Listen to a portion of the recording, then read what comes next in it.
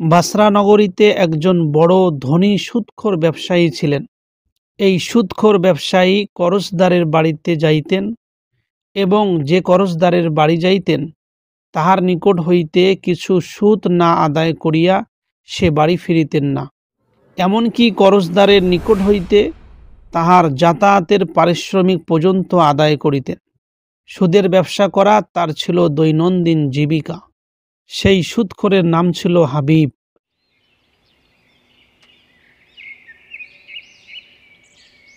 একদিন সেই সুদখোর সুদ আদায় করিবার জন্য এক ঋণীর বাড়িতে যান, কিন্তু সেই ঋণী বাড়িতে ছিল না।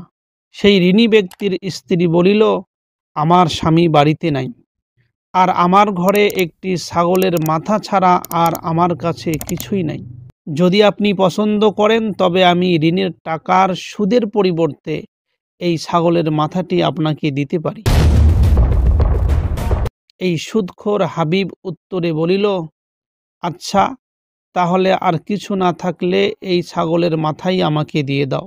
তারপর এই সুদখোর হাবিব ছাগলের মাথা নিয়ে বাড়ির মধ্যে ফিরে আসলেন এবং তার স্ত্রীকে বললেন, সুদের বাবদ প্রাপ্ত মাথাটি তুমি ভালো করে রান্না করো। তার স্ত্রী বলিল, ঘরে তো রুটি ও লকড়ি কিছুই নেই, কি দিয়ে আমি রান্না করিব? এই কথা শুনিয়া সুদখোর হাবিব অন্য এক ঋণীর বাড়ি গেলেন এবং সুদের পরিবর্তে কিছু জ্বালানি এবং রুটি নিয়ে আসলেন। তারপর সুদখোর হাবিবের স্ত্রী ওই ছাগলের মাথাটি রান্না করল। সুদখোর হাবিব খাইতে বসলেন। এমন সময় একজন ভিক্ষুক তার দরজার মধ্যে উপস্থিত হয়ে কিছু খাবার চাহিল। সুদখোর হাবিব বলিল, হে ভিক্ষুক, তুমি চলে যাও, এখানে কিছুই পাইবে না। যাহা কিছু আছে তোমাকে দিলে তোমারও পেট ভরবে না, পক্ষান্তরে আমিও গরিব হইয়া পড়িব। ভিক্ষুক নিরাশ হইয়া চলিয়া গেল। এরপরে ওই সুদখোর হাবিবের স্ত্রী ওই মাংসগুলো একটি পাত্রে ঢালল, আর ঢালার সঙ্গে সঙ্গে সে দেখতে পেল যে সমস্ত মাংস রক্তে পরিণত হইয়া গিয়েছে। তখন তার স্ত্রী হাবিবকে ডাকিয়া বলিল, ওগো, আসিয়া দেখো তোমার দুর্ভাগ্যবশত কি ঘটেছে আমার ঘরের ভিতরে। সুদখোর হাবিব ইহা দেখিয়া তার অন্তরের মধ্যে দুঃখের একটা আগুন জ্বলিয়া উঠল এবং সুদখোর হাবিব চিন্তা করিতে লাগল। অনেকক্ষণ চিন্তা করার পর সুদখোর হাবিব বলিল, হে আমার স্ত্রী, আমার দুর্ভাগ্যের কারণে, আমার দুর্কাজের কারণে এবং আমার কর্মফলের কারণে আমার এই পরিণতি হয়েছে। আজ থেকে আমি আর এই সুদের ব্যবসা করিব না। এই বলে সুদখোর হাবিব প্রতিজ্ঞা করল যে তওবা করতেছি, এরপরে আমি আর এই সুদের জঘন্যতম ব্যবসা ছেড়ে দেব, আর কখনো করিব না। এর পরের দিন সুদখোর হাবিব করজদারের নিকট হইতে আসল টাকা আদায়ের জন্য বাহির হইল বাড়ি থেকে। সুদখোর হাবিবকে পথের মধ্যে কয়েকটি বালক দেখিতেছিল। সেই বালকগুলো সুদখোর হাবিবকে দেখিয়া পরস্পর বলিতেছিল, ভাইগণ, সুদখোর হাবিব আসিতেছে, দূরে সরিয়া যাও, কেননা তাহার পায়ের ধুলিতে আমরাও তাহার ন্যায় ঘৃণিত প্রাণী হইয়া যাইব। এই কথা শুনিয়া সুদখোর হাবিবের ভিতরে ধিৎকার আসিল। তখনই সুদখোর হাবিব করজদারের বাড়ির পথ ত্যাগ করিয়া হজরত হাসান বসরি রহমতুল্লাহ আলাইয়ের মজলিসের দিকে রওয়ানা হইল। হজরত হাসান বসরি রহমতুল্লাহ আলাইয়ের কয়েকটি উপদেশ শোনার পর সুদখোর হাবিবের অন্তর গলে গেল এবং তিনি আরও বেশি করে তওবা করিলেন। এরপরে হাসান বসরি রহমতুল্লাহ আলাইয়ের মজলিস থেকে বাড়ির মধ্যে ফিরে আসলো এই সুদখোর হাবিব। বাড়ির মধ্যে ফেরার সময় একজন করজদার সুদখোর হাবিবকে দেখতে পেল। দেখার সঙ্গে সঙ্গে ওই করজদার সুদখোর হাবিব থেকে পালাইতেছিল। না জানি এই সুদখোর হাবিব তাকে দেখার সঙ্গে সঙ্গে কিছু সুদের টাকা চাইতে পারে। তাহা দেখে সুদখোর হাবিব সেই করজদারকে বলিল, হে করজদার, তুমি পলায়ন করো না, বরং এখন আমারই তোমার নিকট হইতে পলায়ন করা কর্তব্য। আরও কিছু দূর পথের মধ্যে অগ্রসর হওয়ার পরে সুদখোর হাবিব পথের মধ্যে কয়েকটি বালককে খেলার মধ্যে দেখতে পেল। ওই বালকগুলো সুদখোর হাবিবকে দেখিয়া পরস্পর বলিতে লাগল, চলো, পথ হইতে দূরে সরিয়া দাঁড়াও, তওবাকারী হজরত হাবিব আসিতেছেন। সাবধান যেন তাহার গায়ে আমাদের ধুলোবালি না পড়ে, অন্যথায় আমরা বড় গুনাহগার হইব। এই কথা শুনিয়া সুদখোর হাবিব বলিলেন, হে আল্লাহ, তোমার কি কুদরত! একদিন মাত্র তোমার সহিত মোহাব্বত ও ভালোবাসা স্থাপন করিয়াছি, উহার ফলে তুমি এই বালক বন্ধুগণের অন্তঃকরণে আমার প্রতি শ্রদ্ধার ভাব জাগাইয়া দিয়াছ এবং আমার নাম একজন নেককার রূপে বিখ্যাত করিয়াছ। এরপরে সুদখোর হাবিব বাড়িতে ফেরার পর সুদখোর হাবিবের গ্রামের সমস্ত জায়গার মধ্যে ঘোষণা করে দিলেন যে হাবিবের নিকট যাহারা ঋণী আছেন তাহারা আসিয়া নিজ গহেনা ও দলিলপত্র আমার কাছ থেকে ফিরিয়ে নিয়ে যাও। সুদখোর হাবিবের ঋণীগণ সেই অনুসারে দলিল এবং বন্ধকীয় জিনিসপত্রাদি ফেরত নিয়ে গেল। এরপরে সুদখোর হাবিব তার আপন যত ধন সম্পত্তি ছিল সব কিছুকে দান করিয়া দিল, আর সুদখোর হাবিবের হাতের মধ্যে কিছুই ছিল না। এমন সময় একজন ভিক্ষুক আসিয়া কিছু প্রার্থনা করিল, আর এই হাবিব নিজের জামাটি খুলিয়া সেই ভিক্ষুককে দান করিয়া দিল। এরপরে আর একজন ভিক্ষুক আসিয়া তার কাছে কিছু চাহিলে সুদখোর হাবিব নিজের স্ত্রীর শীতের চাদরটি তাহাকে দান করিল এবং স্বামী স্ত্রী শীতের মধ্যে রাত কাটাইতে লাগিল।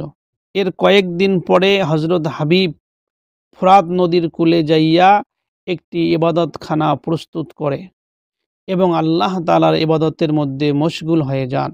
দিনের বেলায় এই হাবিব হাসান বসরি রহমতুল্লাহ আলাইয়ের নিকট থেকে শিক্ষা গ্রহণ করেন এবং রাত্রেবেলা ওই ইবাদতখানার মধ্যে আল্লাহ তাআলার ইবাদতে মশগুল থাকেন।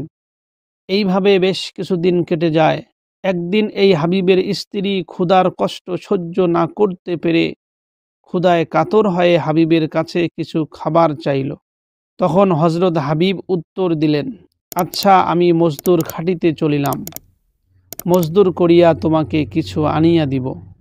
এই কথা বলে সুদখোর হাবিব নিজের স্ত্রীর নিকট হইতে বিদায় নিয়া ওই যে ফোরাত নদীর তীরের মধ্যে একটি সে কক্ষ বানিয়েছিল আল্লাহ তাআলার ইবাদত করার জন্য, সেখানে সারাদিন আল্লাহ রব্বুল আলামিনের ইবাদতে মশগুল থাকিলেন।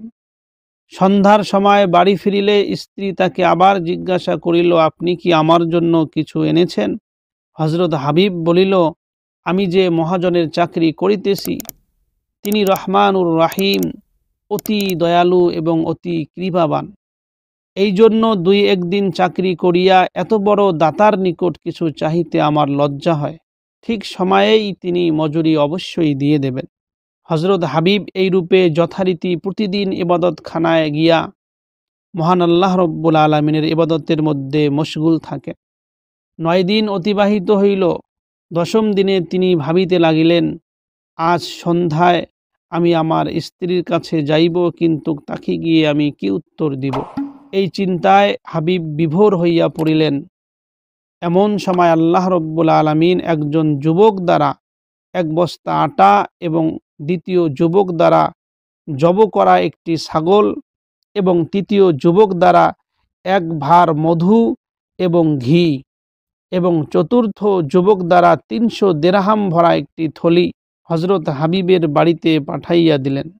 এই 4 জন যুবক হজরত হাবিবের দরজায় আঘাত করিয়া তাহার স্ত্রীকে বলিল, বাদশাহ আপনার স্বামীর মজুরি পাঠাইয়াছেন।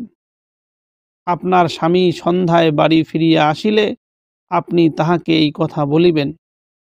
তিনি কাজে যতই উন্নতি করিবেন পারিশ্রমিকও ততই বাড়াইয়া দেওয়া হবে। এই কথা বলিয়া যুবকগণ চলিয়া গেলেন। হজরত হাবিব সংকুচিত মনে সন্ধ্যায় তার বাড়িতে ফিরিলেন। নানা প্রকার খাদ্যদ্রব্য রান্নার সুগন্ধে তিনি মুগ্ধ হইয়া গেলেন। তিনি চিন্তা করতে লাগলেন যে এতগুলো খাবার আমার বাড়িতে কি করে আসলো। এমন সময় তার স্ত্রী হাসি মুখে বলিল, আপনি যাহার চাকরি করিতেছেন তিনি বড়ই মেহেরবান। তিনি মেহেরবানি করিয়া এই সকল খাদ্যদ্রব্য আমাদের কাছে পাঠাইয়া দিয়েছেন, সেই সঙ্গে আরেকটি সংবাদও দিয়ে দিয়েছেন। হজরত হাবিব বলিলেন, সুবহানাল্লাহ, 10 দিন চাকরি করিয়াছি মাত্র, তাহাতেই তিনি আমার প্রতি এত দূর মেহেরবানি দেখাইয়াছেন। আরও অধিক কাজ করিলে না জানি তিনি কতই না আমাকে দান করিবেন। এইভাবে প্রিয় দর্শক, একজন সুদখোর ব্যবসায়ী আল্লাহ রব্বুল আলামিনের দরবেশ হয়ে যান এবং আল্লাহ রব্বুল আলামিনের ওলি হয়ে যান। এর থেকেও বড় উপহার এই হাবিবের জন্য তার একটি কারামত। আল্লাহ রব্বুল আলামিন তার হাতের মাধ্যমে, তার মুখের মাধ্যমে এমন একটি কারামাত প্রকাশ করেছেন যাহা শুনে সমস্ত লোকের অন্তর কম্পিত হবে।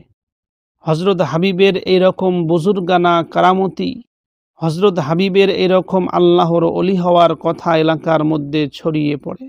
লোকেরা দলে দলে হাবিবের কাছে আসেন এবং লোকেরা হাবিবের কাছে দোয়া চান। হযরত হাবিব মানুষের জন্য দোয়া করেন আর আল্লাহ রব্বুল আলামিন তার দোয়ার মাধ্যমে অনেক মানুষের উপকার করেছেন।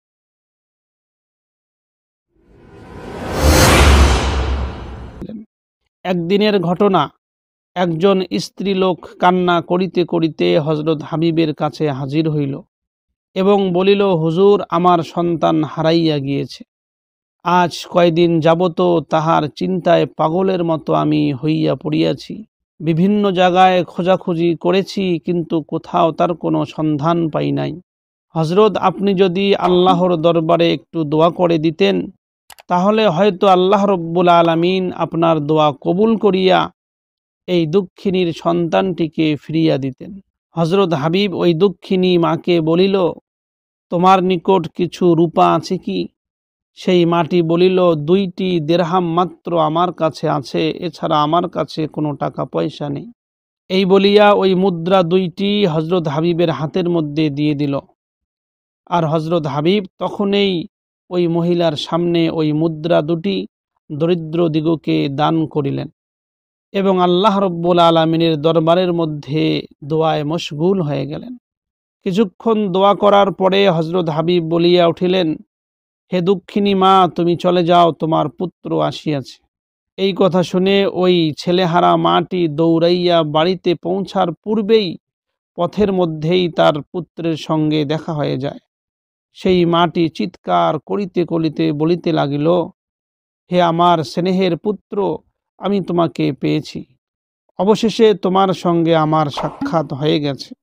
তারপর ওই মাটি তার পুত্রকে জিজ্ঞাসা করিল, বাবা, তোমার অবস্থা কি? তুমি এতদিন কোথায় ছিলে?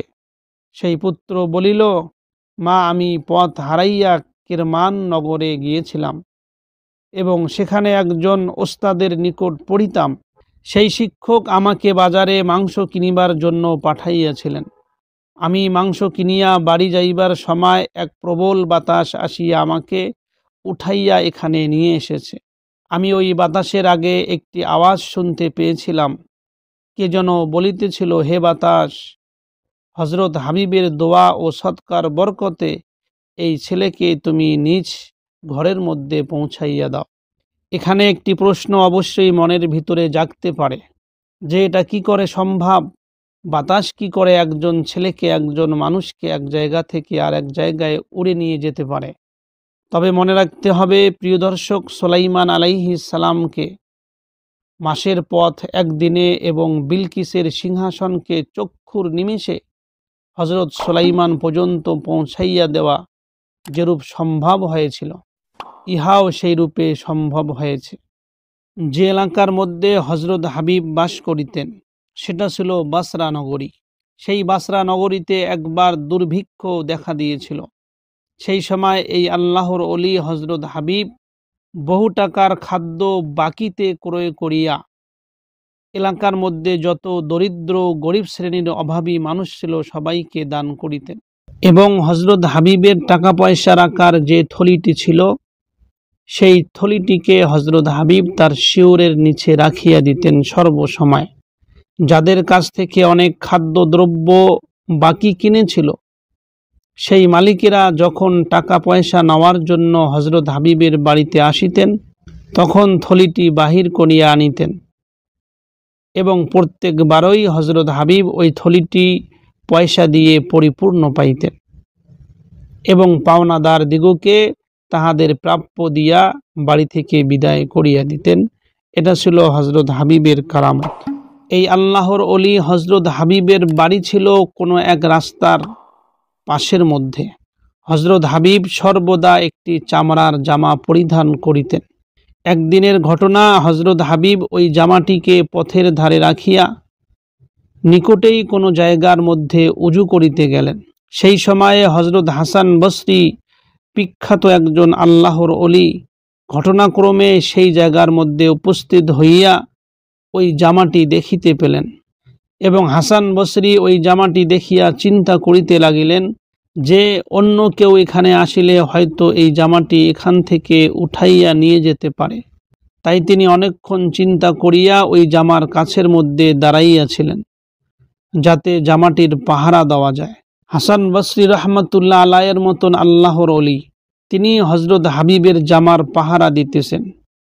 কিছুক্ষণ পর হযরত হাবিব সেখানে ফিরে আসেন এবং তার জামার কাছে হাসান বসরি রহমতুল্লাহ আলাইকে দাঁড়িয়ে থাকতে দেখেন। প্রথমে তিনি হাসান বসরি রহমতুল্লাহ আলাইকে সালাম করিলেন এবং তিনাকে বলিলেন, হে ইমামুল মুমিনিন, আপনি এখানে কেন দাঁড়াইয়া রহিয়াছেন? হাসান বসরি রহমতুল্লাহ আলাই বলিলেন, তুমি যে এখানে তোমার জামা ফেলাইয়া গিয়েছ, কার উপরে নির্ভর করিয়া তুমি তোমার জামাকে এখানে রাখিয়া দিয়েছ তাহা কি তোমার জানা আছে? কেহ তোমার জামা এখান থেকে উঠাইয়া নিয়ে যেতে পারে। এই কথা শুনিয়া হযরত হাবিব বলিলেন, যে আল্লাহ রব্বুল আলামিন আপনাকে এই জামাটির রক্ষক নিযুক্ত করিয়াছেন, সেই আল্লাহর উপরে ভরসা করিয়া আমি আমার জামাটিকে এখানে ফেলে রেখে দিয়ে চলে গেছি। এটা হইল হযরত হাবিবের কারামত।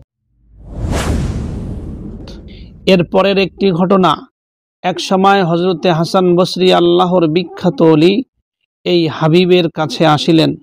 সেই সময়ে হাবিবের নিকট মাত্র একখানা জবের রুটি এবং অল্প কিছু লবণ ছিল। হাসান বসরিকে দেখে হযরত হাবিব ওই জবের রুটি এবং লবণটি হাসান বসরিকে খাওয়ার জন্য এনে দিলেন। সবেমাত্র হাসান বসরি রহমতুল্লাহ আলাই সেখান থেকে কিছু খাওয়া শুরু করেছিলেন, এমন সময় একজন ভিক্ষুক আসিল। ভিক্ষুকের আওয়াজ শুনিয়া হযরত হাবিব হাসান বসরি রহমতুল্লাহ আলাইয়ের সামনে থাকা রুটি এবং লবণ উঠিয়ে ওই ভিক্ষুককে দান করিলেন। এমন অবস্থা দেখে হযরত হাসান বসরি বলিলেন, হে হাবিব, তোমাকে বড় উপযুক্ত লোক বলিয়াই আমি জানি, তবে ইহার সহিত যদি তোমার কাছে কিছু জ্ঞানও থাকিত তাহলে কতই না ভালো হইত।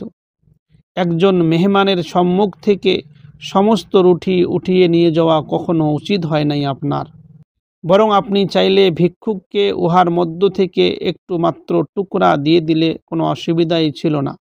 হযরত হাবিব এই কথার কোনো উত্তর দিলেন না। এর কিছুক্ষণ পরে এখনও দুইজন ওখানেই বসে আছে। সেখানে একজন গোলাম এক খাঞ্চা ভরা কুরমা এবং মিষ্টান্ন এবং অন্য খাঞ্চা ভরা উৎকৃষ্ট রুটি নিয়ে সেই জায়গার মধ্যে উপস্থিত হলেন। ওই খাঞ্চাতে 500 দিরহামও ছিল। হযরত হাবিব ওই মুদ্রাগুলো তখনই কোনো দরিদ্রকে দান করিয়া দিলেন এবং হযরত হাবিব এবং হযরত হাসান বসরি রহমতুল্লাহ আলাই দুইজন মিলে এই মিষ্টান্ন এবং রুটিগুলো আহার করিলেন। খাওয়ার পরে হযরত হাসানকে সম্বোধন করিয়া হাবিব বলিলেন, হযরত হাসান, আপনি একজন বিখ্যাত আল্লাহর ওলি, এর মধ্যে কোনো সন্দেহ নাই। তবে আপনার আল্লাহর প্রতি পূর্ণ ইয়াকিন থাকিলে কতই না ভালো হইত। ইলমের সহিত ইয়াকিনের যোগ থাকা আবশ্যক, আর অবশ্যই ইয়াকিন থাকতেই হবে। এটা হইল হযরতে হাবিবের কারামত। হযরত হাবিব একজন আল্লাহর ওলি, তার একটি বিশাল বড় কারামত, সেটা হইল হাজ্জাজ বিন ইউসুফের অত্যাচারের ভয়ে একসময় হাসান বসরি রহমতুল্লাহ আলাই হযরত হাবিবের ইবাদত খানার মধ্যে প্রবেশ করলেন। কেননা হাজ্জাজ বিন ইউসুফের কিছু লোকেরা হযরত হাসান বসরি রহমতুল্লাহ আলাইকে ধরার জন্য তাড়া করতেছিল এবং তার পিছু করতেছিল। যখন হাসান বসরি রহমতুল্লাহ আলাই নিজের প্রাণ বাঁচানোর জন্য হযরত হাবিবের ইবাদত খানার মধ্যে প্রবেশ করলেন, সেই সময়ে হাজ্জাজ বিন ইউসুফের কিছু লোকেরা হযরত হাসান বসরি রহমতুল্লাহ আলাইকে ফলো করতেছিল এবং হাসান বসরি রহমতুল্লাহ আলাইয়ের পিছনে পিছনে ওই ইবাদত খানার মধ্যে প্রবেশ করেছিল তাকে ধরার জন্য। হযরতে হাসান বসরি রহমতুল্লাহ আলাই বলেন, হাজ্জাজের লোকেরা আসিয়া আমার গায়ের মধ্যে হাতও দিয়েছিল, কিন্তু আশ্চর্যের বিষয় এটা যে তাহারা আমাকে দেখেও চিনতে পারে নাই। তারপর হাজ্জাসের লোকেরা হাবিবকে জিজ্ঞাসা করিল, হে হাবিব, হাজ্জাস বিন ইউসুফ আপনাদের সঙ্গে যে খারাপ ব্যবহার করিতেছেন, আপনারা অবশ্যই তার উপযুক্ত, কেননা আপনারা মিথ্যা কথা বলিতেছেন। আমরা এখনই দেখলাম যে আপনার এখানে হাসান বসরি ঢুকলো, কিন্তু আপনি বলছেন না তিনি কোথায় আছেন। এই কথা শুনে হাবিব বলিল, হাসান তো বরাবরই এই মসজিদে আমার সহিত নামাজ পড়িতেছেন। যদি তোমরা তাহাকে না দেখো তবে ইহাতে আমার কি অপরাধ হইল। এরপরে আবার হাজ্জাসের লোকেরা ওই মসজিদের ভিতরে ঢুকে হাসান বসরিকে অনুসন্ধান করতে লাগল, কিন্তু তবুও সে পাইল না। অবশেষে হাজ্জাসের লোকেরা সেখান থেকে চলে যাইতে বাধ্য হয়।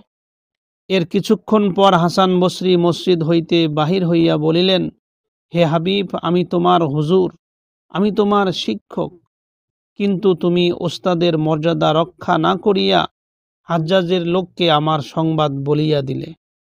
হাবিব উত্তরে বলিল, হে আমার শিক্ষক, প্রকৃতপক্ষে আমার সত্য কথা বলার দরুন আপনি মুক্তি পাইয়াছেন। যদি আমি মিথ্যা কথা বলিতাম, আমরা উভয় গ্রেফতার হইয়া যাইতাম। হাসান বসরি রহমতুল্লাহ আলাই বলিলেন, আচ্ছা হাবিব, তুমি বলো তো তুমি কি পড়িয়াছিলে, যেজন্য ওই লোকেরা আমাকে দেখিতে পাইল না? হজরত হাবিব বলিলেন, হুজুর, 2 বার আয়াতুল কুরসি, 10 বার কুল হুয়াল্লাহু আহাদ এবং 10 বার সূরা বাকারার শেষ 2 আয়াত পড়িয়া দোয়া করিয়াছি যে, হে আল্লাহ, আমার ওস্তাদজি হাসানকে তোমার নিকট সুপুর্দ করিলাম, তুমি তাহাকে রক্ষা করো। এই জন্যই হয়তো আল্লাহ রব্বুল আলামিন আমার দোয়া কবুল করেছেন এবং তোমাকে ওই হাজ্জাসের লোকেরা দেখতে পারে নাই। এটা হইল হজরতে হাবিবের কারামত। বড়ই বিস্ময়কর একটি কারামত রয়েছে। আহা, কত সুন্দর আল্লাহ রব্বুল আলামিনের এই অলি। আল্লাহ তাআলা তার অলিদেরকে কিভাবে সাহায্য করেন আর কিভাবে মদত করেন। একদিনের ঘটনা, হাসান বসরি রহমতুল্লাহ আলাইহ ফোরাত নদীর তীরে নদী পার হওয়ার জন্য একটি নৌকার অপেক্ষায় ছিলেন। এমন সময়ে সেখানের মধ্যে হজরতে হাবিব উপস্থিত হয়ে বলিলেন, হে ইমাম সাহেব, এখানে আপনি কেন দাঁড়িয়ে আছেন? ইমাম হাসান বসরি রহমতুল্লাহ আলাইহ বলিলেন, আমি এখানে দাঁড়িয়ে আছি নৌকার অপেক্ষায়, নৌকা আসিলে আমি ওর মধ্যে উঠে এই নদী পার করিব। এই কথা শুনিয়া হজরতে হাবিব বলিল, হে আমার শিক্ষক, আমি আপনার নিকট হইতে জ্ঞান শিক্ষা করিয়াছি। আপনি অন্তঃকরণ হইতে হিংসাকে দূর করুন এবং মন হইতে দুনিয়ার মোহাব্বত দূর করুন। বিপদ সমূহকে নিজের সম্পদ মনে করুন। সমস্ত বিপদ আপদকেই আল্লাহ তাআলার পক্ষ হইতে হওয়ার বিশ্বাস স্থাপন করুন। তারপর পানির উপর পা রাখিয়া চলিয়া যান। এই কথা বলিয়াই হাবিব পানিতে পা রাখিয়া নদী পার হয়ে চলে গেল। এমন পরিস্থিতি এবং এমন দৃশ্য দেখে হজরতে হাসান বসরি সেখানে বেহুশ হইয়া পড়িল।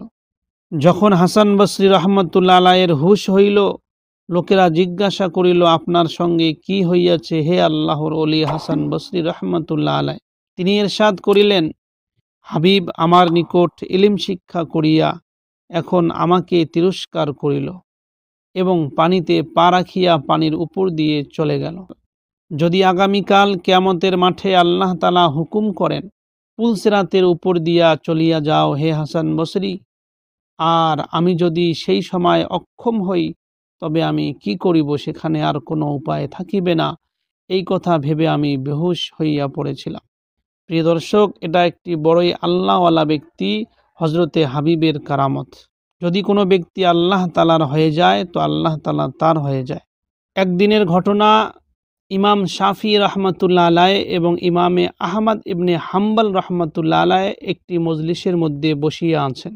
এমন সময় হজরত হাবিব আজমি রহমতুল্লাহ আলাইহ তিনিও সেখানে উপস্থিত হন। ইমাম হাম্বল বলিলেন, আমি হাবিবকে কিছু জিজ্ঞাসা করিব। এই কথা শুনে ইমাম শাফি রহমতুল্লাহ আলাইহ নিষেধ করিয়া বলিলেন, একটু ভিন্ন ধরনের লোক, প্রশ্ন না করাই ভালো হবে। যখন হজরত হাবিব আজমি রহমতুল্লাহ আলাইহ তাদের নিকটবর্তী হইল, তখন ইমামে হাম্বল রহমতুল্লাহ আলাইহ বলিলেন, হে শেখ সাহেব, যে ব্যক্তি 5 ওয়াক্ত নামাজের মধ্যে 1 ওয়াক্ত নামাজ পড়ে নাই, কোন ওয়াক্ত পড়ে নাই বর্তমানে তাহার মনে নাই, এমত অবস্থায় তাহার কি করিতে হইবে? হাবিব বলিলেন, সম্ভবত এই ব্যক্তি বড়ই গাফেল, তাহাকে শিক্ষা দেওয়া উচিত। অতএব তাহাকে 5 ওয়াক্ত নামাজ পুনরায় পড়িতে বলা কর্তব্য। ইমাম হাম্বল রহমাতুল্লাহ আলাইহি এই কথা শুনিয়া অবাক হইয়া পড়িলেন। আল্লাহর ওলি হজরত হাবিবের একটি বান্দির ঘটনা বড়ই আশ্চর্যজনক। কথায় আছে, 30 বৎসর যাবত একটি বাদী হজরত হাবিবের বাড়িতে থাকিয়া হজরত হাবিবের খেদমত করিত। কিন্তু এই 30 বৎসরের মতো দীর্ঘকালের মধ্যে হজরত হাবিব সেই বাদীর মুখের প্রতি কখনো এক নজর দেখে নাই। একদা ভুলক্রমে সেই বাদীকে বলিলেন, ওগো পরদানসীনা, আমার বাদীকে ডাকিয়া দাও। তখন বাদী বলিল, হুজুর, আমিই তো আপনার সেই বাদী। হাবিব বলিলেন, এই 30 বৎসরের মধ্যে আল্লাহ তাআলা ব্যতীত অন্য কাহারও প্রতি নজর করিতে আমার ক্ষমতা হয় নাই, তাই আমি তোমার মুখের প্রতি নজর করি নাই, এই জন্য আমি তোমাকে চিনতে পারছি না। একদা হাবিব ঘরের কোণে বসিয়া বলিতেছিলেন, হে আল্লাহ, যে ব্যক্তি তোমাকে পাইয়া খুশি না হয় সে যেন অন্য বস্তুতে কখনো খুশি না হয়। তোমার প্রতি যাহার ইশক ও মোহাব্বত নাই, কাহারও প্রতি যেন তাহার মোহাব্বত না হয়। এক ব্যক্তি হাবিবকে জিজ্ঞাসা করিল, হে হাবিব, আপনি তো সাংসারিক কাজকর্ম হইতে বিরোধ আছেন, আচ্ছা বলুন তো আল্লাহ তাআলা কিসে সন্তুষ্ট হন? তিনি উত্তরে বলিলেন, যে হৃদয়ে মুনাফিকির ধূলিকণা নাই, তাহাতে মহান আল্লাহ রব্বুল আলামিন সন্তুষ্ট হন। কোনো এক ব্যক্তি হাবিবের নিকট কোরআন শরীফ পাঠ করিলে হজরত হাবিব অত্যন্ত কান্না করেন। তখন লোকে বলিত, আপনিও তো আজম দেশের লোক, কোরআন পাঠও উহার অর্থ জানেন না। কোরআন পাঠ এবং উহার অর্থ তো আপনি জানেন না, তবুও কেন কান্না করিতেছেন? তিনি উত্তরে বলিলেন, আমার জিহ্বা আজমি, কিন্তু হৃদয় আমার আরবি। বর্ণিত আছে, কোনো এক হত্যাকারীকে শুলে চড়াইয়া প্রাণদণ্ড দেওয়া হয়। সেই রাত্রেই লোকে উক্ত হত্যাকারীকে স্বপ্নে দেখে যে সে সবুজ পোশাক পরিয়া বেহেশতে ভ্রমণ করিতেছে। লোকে জিজ্ঞাসা করিল, তুমি একজন হত্যাকারী, তবুও এইরূপ মর্যাদা কিভাবে পাইলে? সে উত্তরে বলিল, যখন আমাকে শূলদণ্ডে চড়াইতেছিল তখন হাবিব আজমি আমার নিকট দিয়া যাইতেছিলেন। তিনি আমাকে দেখিয়া দোয়া করিতেছিলেন, তাহার দোয়ার বরকতেই আমার এই মর্যাদা লাভ হইয়াছে। প্রিয় দর্শক, এটা হইল একজন আল্লাহর অলির ঘটনা। এই ঘটনার মধ্যে রয়েছে আমাদের জন্য অনেক উপদেশ। যদি আমরা এই উপদেশগুলো নিতে পারি এবং একজন অলির মতন করে আল্লাহকে ভয় করতে পারি এবং আল্লাহ তাআলার হুকুমকে মানতে পারি, তাহলে অবশ্যই আমাদের জীবনের মধ্যেও আল্লাহ রব্বুল আলামিন ওইভাবে আমাদের সাহায্য করবেন এবং আল্লাহ রব্বুল আলামিন দুনিয়া ও আখিরাতের মধ্যে আমাকে এবং আপনাকে শান্তিময় জীবন যাপন করার তৌফিক দান করিবেন।